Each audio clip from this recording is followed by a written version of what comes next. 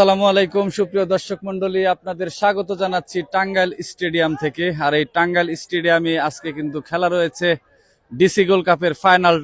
যেই ফাইনালটিতে অংশগ্রহণ করছে টাঙ্গাইল সদর উপজেলা, সেই সাথে গোপালপুর উপজেলা।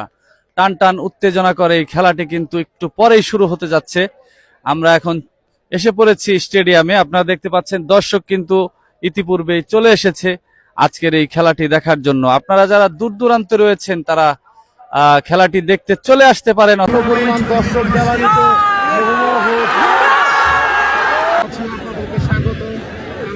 আজকের প্রথমার্ধের খেলা আমরা ঠিক মতন লাইভ ধারণ করতে পারিনি।